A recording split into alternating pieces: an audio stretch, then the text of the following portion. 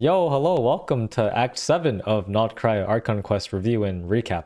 So, I actually finished this Archon Quest, well, for Act 7 last week, like on the day that it came up, then I had to go and travel. And also the story put me into parts of Act 8 as I was finishing Act 7, so I was like, okay, game, thanks for not letting me stop between acts.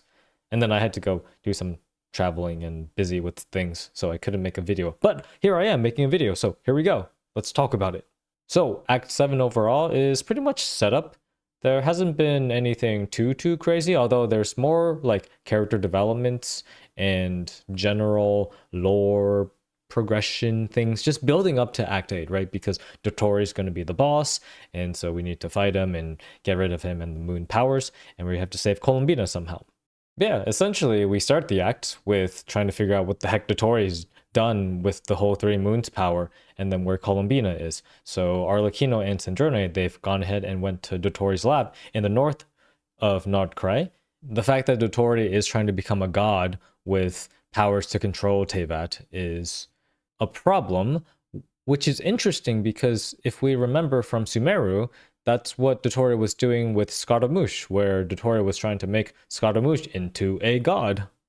So, but then he got away with that, and everything seems to be all handy dandy with that. And yet here, when he tries to become a god, then we suddenly have problems. So that's like an interesting distinction. What I noticed with this act is that now that Rerir is no longer the enemy, and it's Dottore that's the enemy, I've noticed that for Act 7, a lot of the plot structure is very similar to the previous acts in Nod-Krai when Rerir was the villain, which is essentially, oh, Rerir slash Dottore, they do something bad and frightening to where they overpower the main characters, and then we have to spend time in the Curatorium with everyone, with the entire cast, going over a plan. So we do that a lot.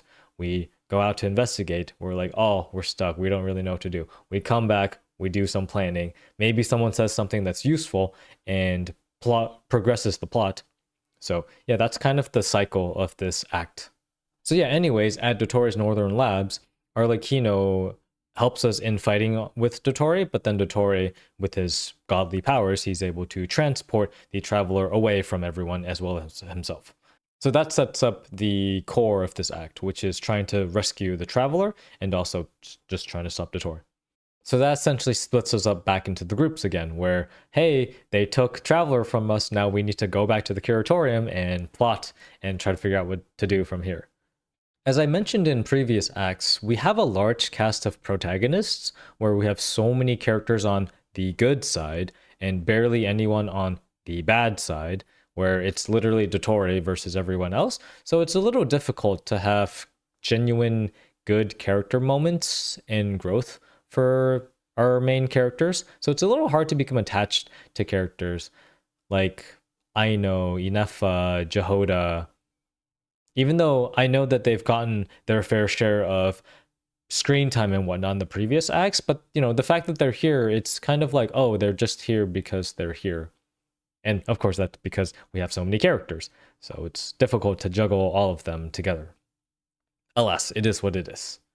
The crisis is that the traveler is gone, and so Paimon cries a lot, which I'm like, Paimon, you gotta stop crying because we need to spend the time trying to find the traveler instead of spending time crying. So when Sandrone shows up, I'm like, oh my gosh, thank goodness Sandrone shows up. Play the clip.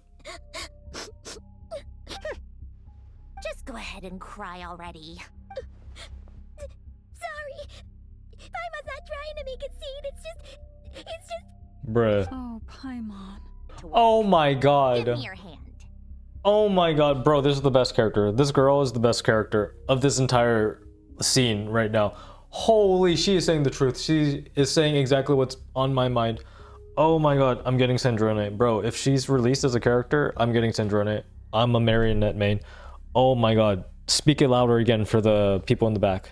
Say it again, Sandrone. Okay then. Yep. While the baby of the group is having a moment. Yep. We how let them about have their the moments, grown-ups? but we don't let that shit waste our time. Give me your hand. Let's not waste time. Oh my gosh. Yo, fire. Fire dialogue. Fire character moment.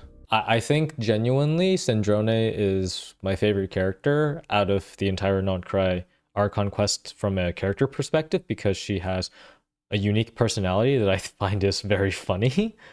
I like her interactions between the other harbingers with Dottore, Arlecchino, Columbina, even the Traveler, and the rest of the Nod-Krai cast. Yeah, I hope she's playable in the future. I will go get her. I think she might be Geo maybe, but anyways. Arlecchino's like, yeah, wait, I agree with you. Let's spend some time planning. So they go ahead and do some planning. The other thing is that Dottore, with his experiment, has a field that's sort of expanding and trying to consume all of Nod-Krai and maybe even out to Teyvat. So a lot of what the other characters are doing is that they need to relay this information to the other nations, saying that, hey, this could be a problem. So it could foreshadow that maybe the other nations are going to get involved if things get too crazy in Nod-Krai, if we can't contain Nod-Krai. Some of us can't really do because Dottore put a curse on some of us, like Arlecchino and Lalma Flint and such that they likely cannot leave Nod-Krai without suffering consequences. So they're confined here.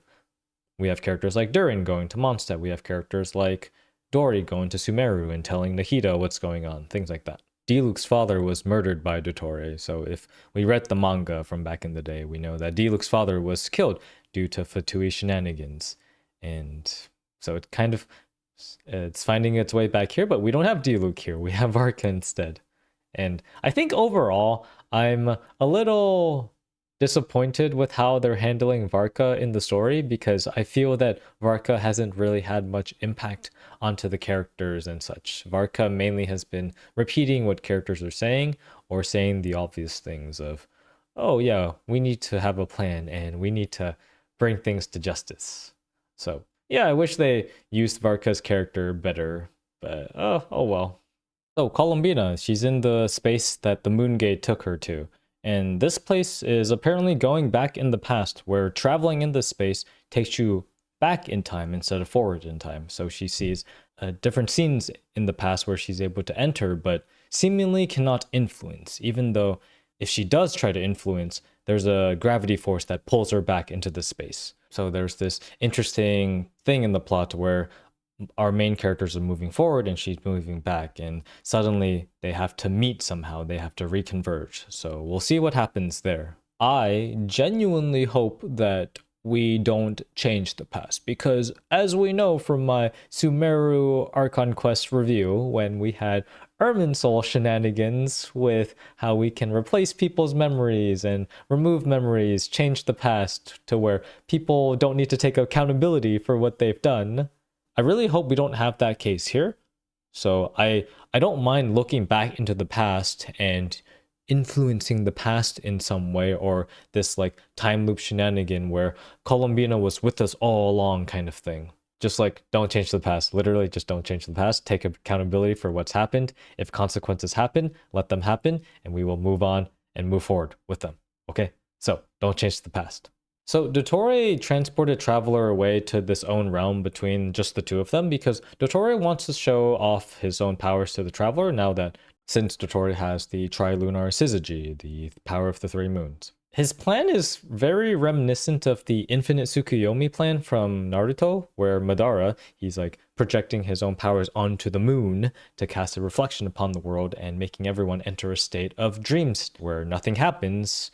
Therefore, there's no conflict. Therefore, there's peace. But you take away people's freedom.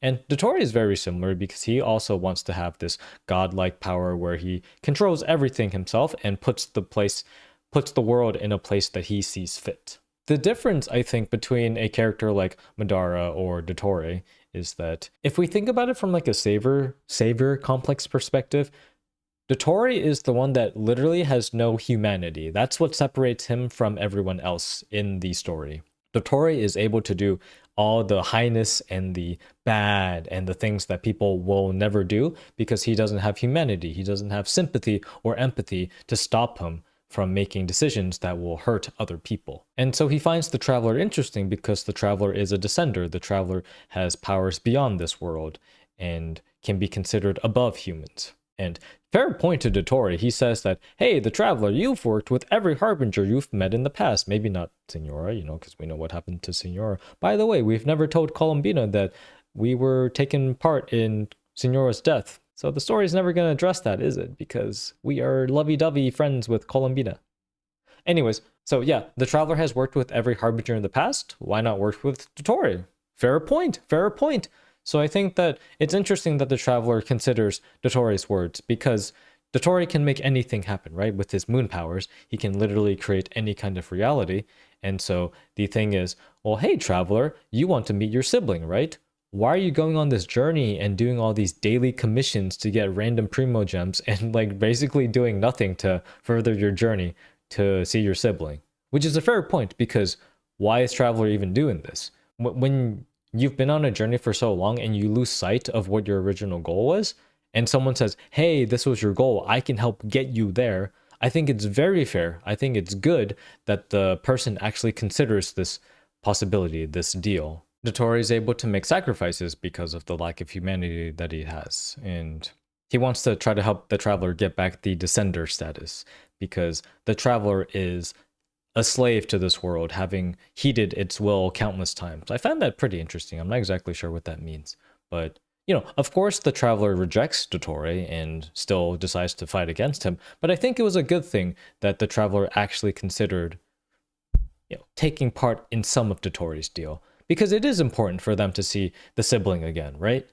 That is a compelling reason to potentially accept Dottore's offer. Even though we know that, of course, the traveler is not going to accept it, it's good that the traveler at least considered it. The traveler isn't able to overpower Dottore in any way, and, luckily for the traveler, they get saved by Wanderer, who somehow breaks into the world, and because of research that Albedo and Durin was doing on the whole energy fields, with the elemental powers being able to affect and even neutralize the light realm energy that Dottore's field is using. So Wanderer is able to get into a spot and get the traveler out. So yay, we get the traveler back. And sort of related to what Columbina is doing, even though she can't directly completely change the past, she's able to insert some of her energy, which is moonlight, into the past for the characters in the present to see. So this is how Nefer and Flint, they find out that Columbina is in fact alive from doing some investigation and seeing some of Columbina's messages written out in moonlight, and that they'll get more of this over time, because the more time that passes in the real world, that means that Columbina has spent more time in the past writing more of these moonlight to the future. Things have escalated in Nod-Krai from the Snezhnaya point of view as well, because we get my boy Child Tataria coming back into the story, finding himself back into the story and trying to rescue the traveler, because the traveler is the best friend of Child, which I am on board with, because their Child is trying to find back his sparring partner. And they have some interesting interactions. So Child's team is to help evacuate most of the different Nod-Krai citizens and even their Fatui troops back to Snezhnaya. You know how in the previous act, Arlecchino has mentioned that there's a pact between the Harbingers and there's a law that they cannot fight amongst each other? Well, Child says that, hey, the tsaritsa just told me to pass on a message that if things get too out of control, should Dottore really pose a threat, then the Harbingers are authorized to put an end to Dottore. Which, is interesting, because Dottore is clearly stronger than everyone else at the moment. It's implied that the tsaritsa is one to sit back and not take part in the action. She wants to watch just either from her seat or somewhere. So it's likely the fact that she may not show up, but maybe she could show up if things really get too out of control. After all, the Harbingers are under her, so if Dottore goes too out of control, then I feel like the tsaritsa should do something about that, make an appearance, or I wonder if Dottore is currently stronger than the tsaritsa. Probably Dottore is stronger than the Archons at the moment, because Dottore has the primordial powers of the three moons, which transcends Archons, in my opinion. But yeah, who knows? So yeah, this was the end of the Archon Quest. At least I think this was the end of the Archon Quest, where we rescue the Traveler. I'm not exactly sure when, because the game just threw us into the next act already, and I couldn't do anything about it. So I was going through some of Act 8 while thinking I was finishing Act 7. So anyways, yeah, this is the end of the Act 7. It was essentially set up, right? We'll see what happens. Yeah, I'm gonna go and finish Act 8. I'm pretty excited for it. So yeah, we'll see you in the Act 8 video. So yeah, thank you for watching this video. Catch you then in Act 8.